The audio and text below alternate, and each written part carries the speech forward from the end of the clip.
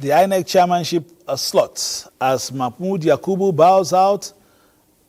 Baton of leadership handed over to Joash Amupitan as the National Council of State endorses his nomination, and correspondent x-rays the capacity of the man coming in. We also have a session with the National Chairman of the Inter-Party Advisory Council, IPAC, who will, in the course of this program, peep into the entry of the chairman. And of course, APC, role by the Forum of Former Deputy Governors of Nigeria on Nation Building, is also on the front burner on today's program. We also have other issues that will be discussed, including the upcoming Anambra State governorship election. I'm Fisa Ogun with this political update. Welcome.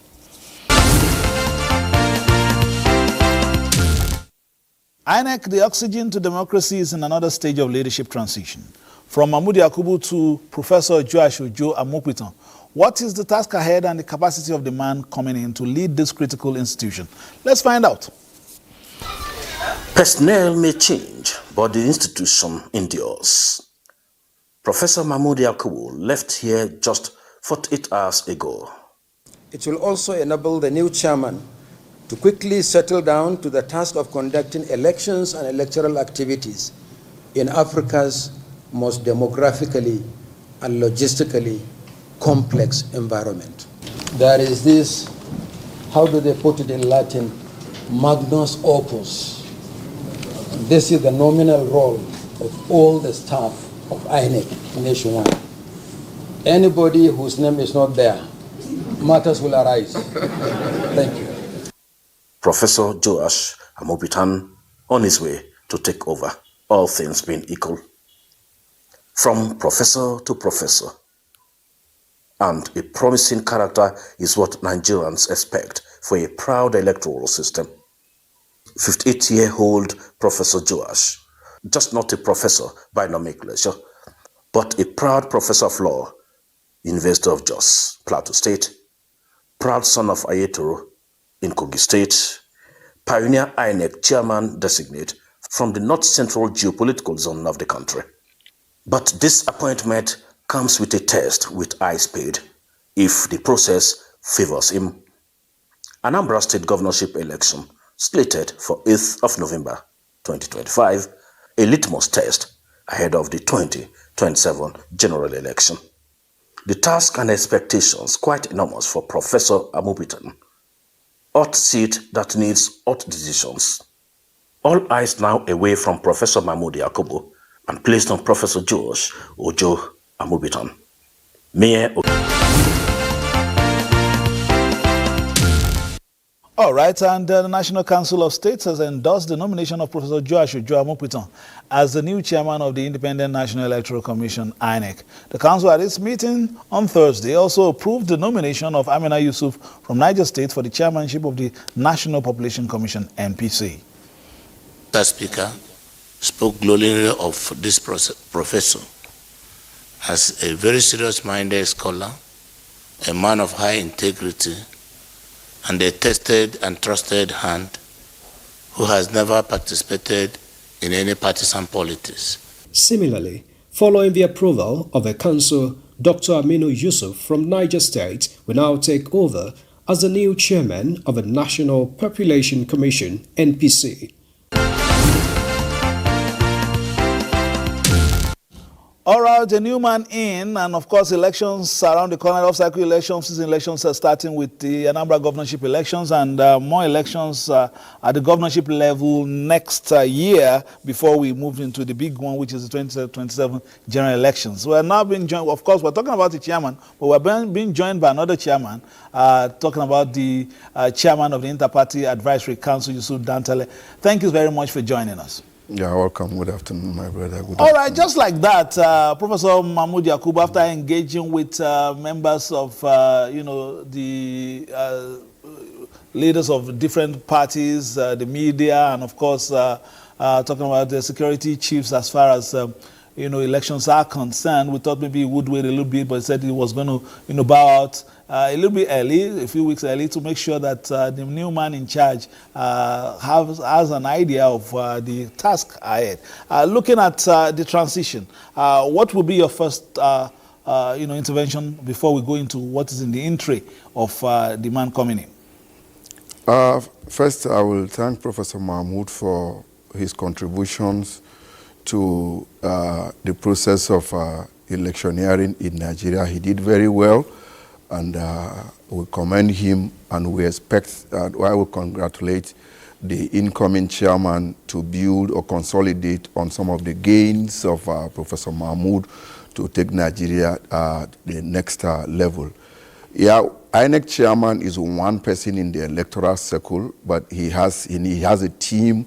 He works with a team of national commissioners and then resident electoral commissioner from the 36 states and FCT, and other actors like political parties, civil society organizations, and Nigeria at large. So much is expected of him, but to succeed, he will have to be a team player. He has to work with all the stakeholders with constant engagement, and then to also know that his allegiance is not to anybody or any political party, but to Nigeria, to the Constitution of the Federal Republic of Nigeria. Much is expected of him.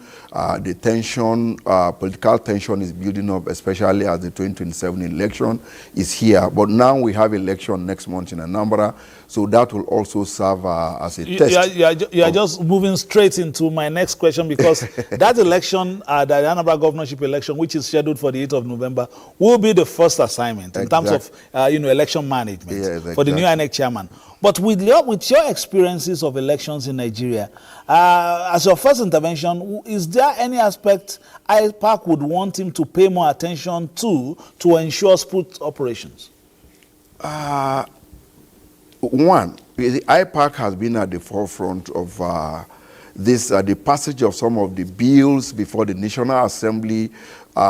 So many recommendations from the political parties, so many recommendations from civil society organizations, and about 142 or so recommendations from INEC too, so that, because INEC, whatever it is, must operate within the confines of the laws available to them. There's none they can do. So there are shortcomings that if we must have a better system, it is not just about the individual alone, but about the laws being perfected so that INEC can operate effectively. But then, one of the things I think the incoming chairman is to look into some of the activities of some of the ad hoc staff, and because most of the people going into this election, some are coppers, and then he won't be there on the ground to see some of the things that, even as much, no matter his intention or how well he does, but then to monitor the activities of some of the elements in the organization, and the ad hoc staff that are coming is very, very important.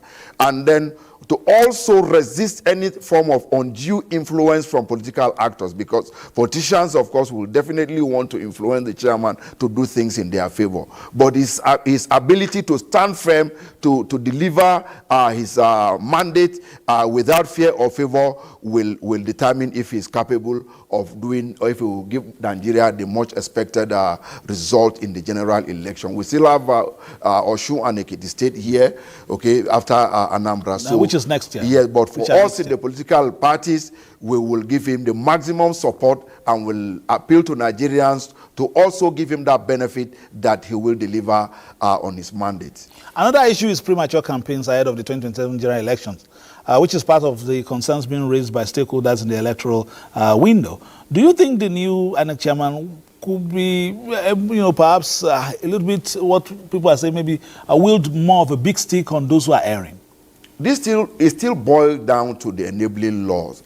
Recently, the outgone chairman of the commission, Professor Mahmoud Yakub, he organized a forum or a roundtable for all stakeholders to interact to the effect of this same topic, the issue of premature campaign. But then there is a lacuna, because the law only talked about 150 days to the election. And that is when INEC, and that is for INEC to be able to monitor campaign spending. Now the issue is that, I'm not a lawyer, but the law will say an action can only constitute a crime if it is committed or omitted without defense or justification, and it is sanctioned by the law as felony or misdemeanor. But here, don't do is different. Well, you say don't do, but there's no penalty juxtaposed by such action. Now, I'm coming. Now the law, what constitutes a premature campaign is subject to legal interpretation. So it is still part of what we are seeking. What constitutes, because somebody will say, no, okay, some persons who want me, okay, look at this person, it's just a billboard. It does not say vote for or don't vote for. So, and everybody, both the ruling party and the party opposition, we are all involved in this. So until the law is very clear on what exactly constitutes a premature campaign and then juxtapose punishment by the violation of such action, then we will talk. If not, yes, the INEC chairman or INEC as an institution will always appeal to Nigeria, do this, don't do that. But the law is not explicit on what constitutes and what punishment should be meted on those who violate all right. You just mentioned issues of political parties trying to gain one advantage or the other, trying to perhaps intimidate and all that the INEC chairman should try and resist all this. But apart from that, in terms of managing even INEC staff as well, would you be also towing the line of issues of capacity building in election management as well? Or do you think what the structures that are in place are good enough to cater for the exigencies of the electoral cycle? Yes, INEC is meant to be independent. And if you want to ensure the independence of an organization, from the appointment of the umpire or the leaders of that organization, it has to be purely independent. We have a proposal, a recommendation to the National Assembly. Yes, this has come and gone. The current administration have appointed the INEC chairman. But we are of the opinion, and almost all the stakeholders in Nigeria are of the opinion that no, you cannot be a referee, or you cannot appoint a referee when you are also a player. There are other political parties. There's the executive that is saddled with the responsibility of appointing who champion the cause of INEC, is also a player in the game. There are other parties who are players. We are recommending that, okay, fine. Since there are other parties, why not throw the office, the appointment to the office of INEC open to all Nigerians, so that those who feel they are qualified to be appointed into this office, you pass through DSS screening, and then let there be an organization to vote. Yeah, you have all the parties voting for whoever will become the INEC chairman. So that in itself will ensure transparency, or more transparency, independence, and then the funding of INEC. We have situations where INEC will complain of maybe their funding not coming when they are supposed to come. So where you have an anachronism in the course of event or process of, because the process of election is not just about the date, the voting date. It's a continuous, it's a going concern. So one must come after the other. Wow. So, but when it is jam-packed or you allow it to come at once, and it will affect the entire process of election, the conduct of election. All right. I think you have made your point. So of course, some are also of the school that whatever it is, so far you subject it to voting, interest will begin to come forward. But that is okay. We will also look at what is in the entry very shortly. But let's take some activities of political parties. The People's Democratic Party, the PDP, says it remains undeterred as it is intensifying preparation for its highly anticipated national convention slated for November 15 and 16 in Ibadan, Oyo State. The PDP national spokesperson, Debo Ologoagba, reacting to various political developments, first described the defections of some of the party's members as politically engineered distractions to weaken the party ahead of the 2027 general elections. He reaffirmed the party's resolve to stay focused on strengthening internal democracy and preparing for its national convention. In response to concerns about governors leaving the party, he maintained that the PDP is rooted in the will of the people and remains an institution built on enduring ideals, not personalities. The grassroots mobilization is what wins elections. Elections are not one of the pages of newspapers or on the flagship. Speaking at the subcommittee meeting, Chairperson of the PDP Conventions, Entertainment and Welfare Committee, Senator Natasha Akpoti-Uduaghan, underscored the committee's commitment to delivering an inclusive, vibrant and culturally endowed convention experience. We must open our doors for new participations, for new entrants, and for new vision. The PDP governorship candidate in the November 8 election in Anambra State, Jude Ezenwafo, was at the party's legacy house where he restated that he remains in the governorship race. Anambra is open. Anambra is open for PDP to grab. He lauded all the organs of the PDP for their concern to him while recuperating from an alleged gunshot wounds. Meanwhile, the governing All Progressive Congress APC has appealed to the 7 newly constituted interim members of the Enugu State chapter of the party to embrace everyone and prioritize party unity at all times. The national chairman of the party, Professor Nentawe Iwada, was speaking shortly after the inauguration of members at the party's national secretariat.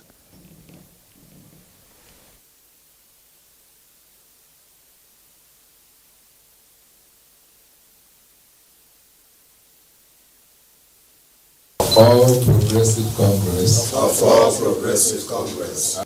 Is asked you to unite the party. Unity is cardinal. Even the EXCO that left, that we just dissolved, they are not your enemies. They're your friends and partners in progress.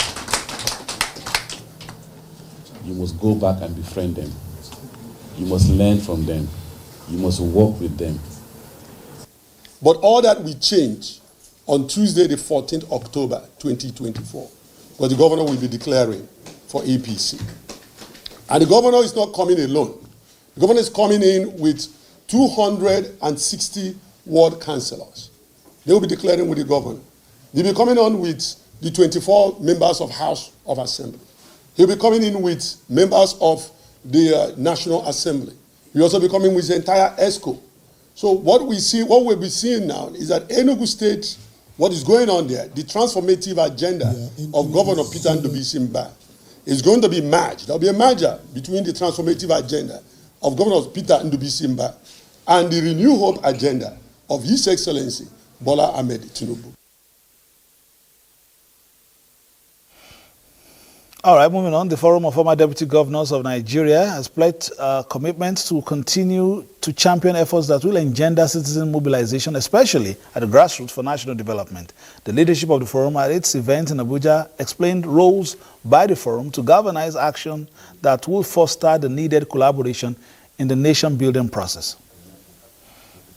This forum is spurred by the interest, willingness and commitment for nation building.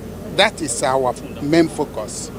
What gives us the courage is that we believe we can achieve the best we can for our country, for our children, for the generations to come. And the forum participates in national discourse to ensure that our ideas, contributions are properly documented. I'm happy to say, on behalf of the forum, that most of those resolutions have been attended to by this government. Working very hard to ensure good governance, transparency and accountability. Also brotherhood across the divide in this country. Because the country needs, this time to any other time, come out together with the interest of the nation to build a better, stronger Nigeria of our dream.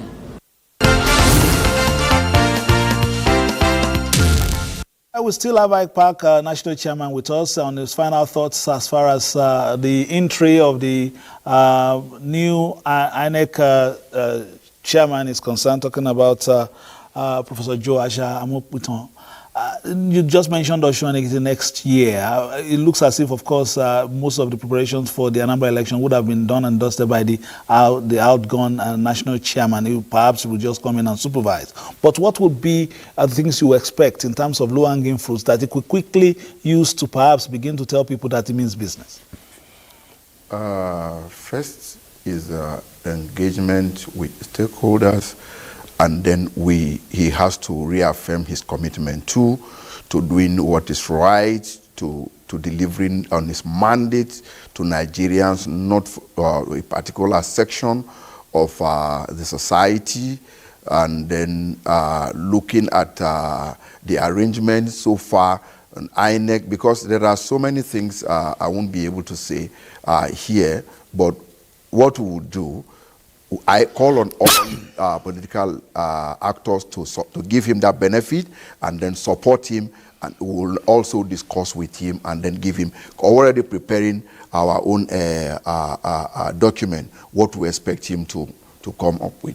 That I won't say here. Okay, but in terms of what we can say here, in terms of even expectations from the political parties, in terms of internal party democracy, you can see some congresses are coming up, national conventions as well. What are your expectations and what are your discussions like with your member parties?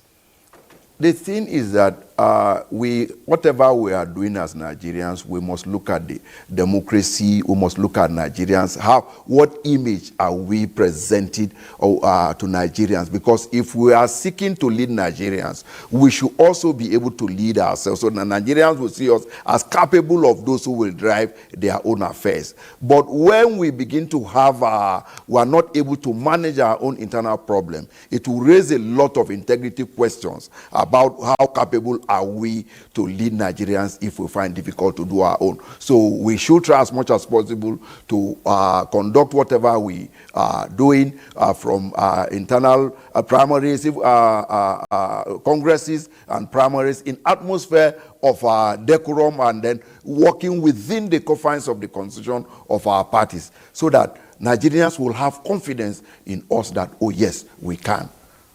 All right, we've had Madam Yusuf Dantale, is the national chairman of the Interparty Advisory Council, today making suggestions and perhaps also giving pointers to the new chairman of the Independent National Electoral Commission, Professor Joash Amokpitan, who is just coming in to direct the affairs of one of the most critical institutions as far as the election management and organization is concerned in Nigeria, at a very critical point where we have off-season elections to herald the big one, which is of course the 2027 general elections. Between now and other discussions which will come your way, of course, the first one being on Tuesday next week as we begin a countdown to Anambra 2025, we will, of course, expect you to play your politics for the greater good and take advantage of the CVR going on by INEC and do the best you can for the Nigerian state. My name is Fisayo Ogunfe, thanking you for being a part of this and urging you to continue keeping your focus and eyes locked on where you get the credible news, talking about the Nigerian Television Authority, Africa's